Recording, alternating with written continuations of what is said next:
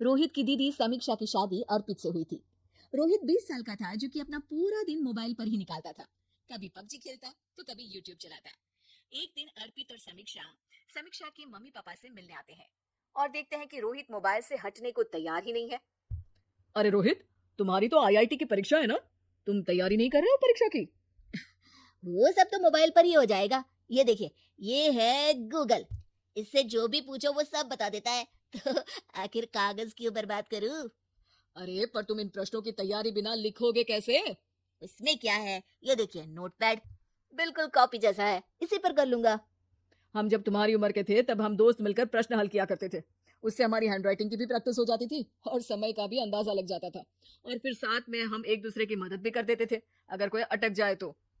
आपका जमाना अलग था जीजा जी। अभी जमाना फास्ट और स्मार्ट हो गया है। जमाना क्या, अब तो फोन भी स्मार्ट हो गया है। समय के साथ बदलना पड़ता है जीजा जी। अब बस भी कीजिए आप, हर चीज को लेक्चर में बदल देते हैं। रोहित अच्छा कर लेता है परीक्षा में। इतने में अर्पित के सास ससुर जी आ जाते हैं हॉल में और अर्पित इस बारे में बात नहीं करता। हालांकि अर्पित को लगता तो है कि पूरी तरह मोबाइल पर लगे रहना सही नहीं है, पर वो इस बात को और नहीं छेड़ता। ऐसे ही 2 दिन निकल जाते हैं। समीक्षा, मुझे काम से फोन आया था, मुझे वापस काम पर लौटना पड़ेगा। पर हमें आए हुए तो 2 ही दिन हुए हैं। अभी चले गए तो माँ और पापा को अच्छा नहीं लगेगा ना। अच्छा ठीक है, तुम रुक जाओ, मैं काम खत्म करके फिर लौट आऊंगा। एक काम कीजिए ना, परसों रोहित भी परीक्षा के लिए निकलेगा, आप उसी के साथ निकल जाना। दोनों वैसे भी बात नहीं करते, साथ में जाएंगे तो हो सकता है आप लोग आपस में बातचीत भी करने लग जाओ।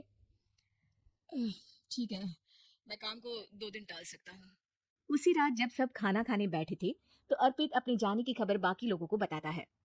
मुझे काम के लिए वापस जाना होगा। अरे बेटा, पर अभी तो तुम आए हो, इतनी जल्दी चले जाओगे? नहीं माँ जी, समीक्षा यहीं रहेगी और मैं जल्दी काम खत्म करके वापस आ जाऊंगा। ठीक है, काम भी जरूरी है। वैसे कब निकलोगे बेटा? 2 दिन में। मैंने सुना है कि उस दिन रोहित को भी परीक्षा के लिए जाना है, तो कल मैं दोनों की टिकट करा लेता हूँ बुक। मेरी टिकट रहने दीजिए जीजा जी, मैं तो फोन से ही करवा लूंगा। हाँ, पर कोई दिक्कत हो गई तो? अरे कोई दिक्कत नहीं होती जीजा जी, फोन सब कर सकता है। हमारे फोन के रिचार्ज से लेकर टीवी का रिचार्ज सब रोहित यही फोन से बैठे बैठे कर देता है। अब ये नई चीज तो हमारे समझ के परे है, पर अच्छा है कि रोहित जानता है। हमारी मेहनत इतनी कम हो गई भाई। हाँ, पर अगर टिकट नहीं मिली तो? अर्पित की बात पूरी होने से पहले ही बिजली चली जाती है। अरे ये क्या हो गया, आपने बिजली का बिल भर तो दिया था ना? अरे नहीं, मैं तो भूल गया था।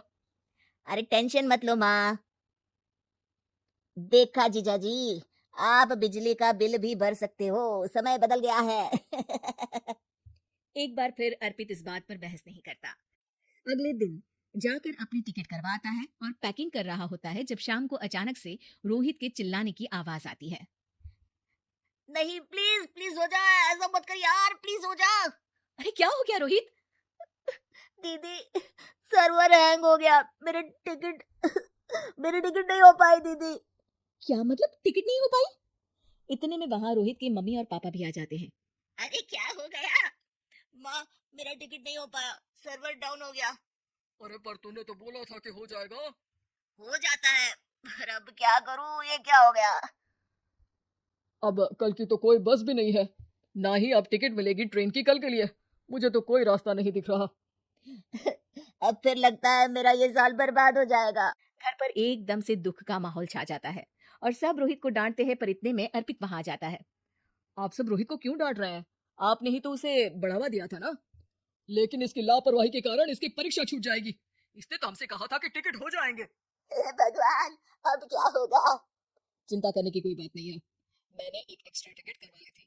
मैं समझता हूँ कि मोबाइल हमारा ही काम आसान करने के लिए है, पर उस पर ही पूरी तरह से निर्भर होना तो गलत बात है ना। रोहित टिकट को देखकर बहुत खुश हो जाता है और जोर से जाकर अपने जीजा जी के गले लग जाता है। सॉरी जीजा जी, मुझे आपकी बात ध्यान से सुननी चाहिए थी, पर थैंक यू सो मच। हाँ बेटा, तुमने तो इसका भविष्य बचा लिया। शिक्षा, दूसरों से मदद मांगना गलत नहीं, पर दूसरों पर निर्भर हो जाना गलत है।